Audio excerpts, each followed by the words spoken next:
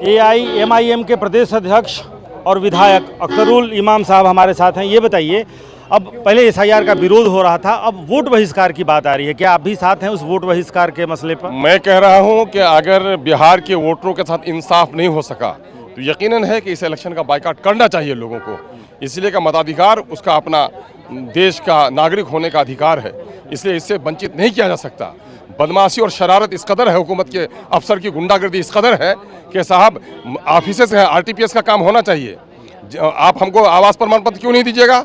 हम वो आवास कर रहे हैं, मुझको सबूत देना है, नहीं दिया जा रहा है। खासकर पूरे बिहार में दिया जा रहा है, लेकिन सीमांचल के इलाके में नहीं दिया जा रहा है।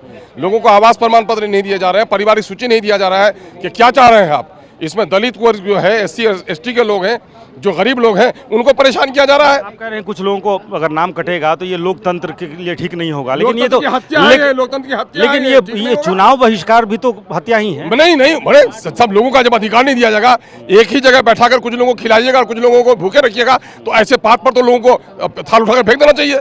ऐसा इलेक्शन से क्या फायदा? मतलब MIM वोट बहिष्कार, चुनाव बहिष्कार मैं ये कह रहा हूँ कि अगर अपनी इलेक्शन कमीशन ने इंसाफ नहीं किया और बिहार सरकार ने इस पर नोटिस नहीं दिया तो यकीनन है कि सिर्फ वोट बहिष्कार नहीं होगा, बिहार में नया इनकलाब आएगा। नया इनकलाब आएगा। RJD के विधायक भी हमारे साथ हैं। ये बताइए, ये चुनाव बहिष्कार की बात अब होने लगी है, पहले हो रहा था? पहले चीज तो आप समझिए, चुनाव आयोग एक निष्पक्ष संस्था होता था और सभी राजनीतिक दलों का उस पर विश्वास भी था।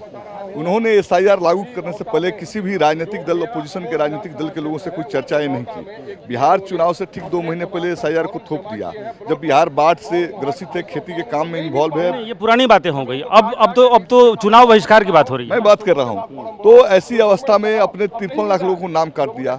अब आप कहते हैं डॉक्यूमेंटेशन लेके आओ, 30 सितंबर तक डॉक्यूमेंट्स मांगिएगा और धीरे धीरे आधे से ज्यादा मतदाताओं के नाम काट दीजिए। जब नाम ही मतदाता के काट दीजिएगा तो चुनाव की सार्थकता कहाँ बचती है? तो हमारे पास क्या विकल्प है?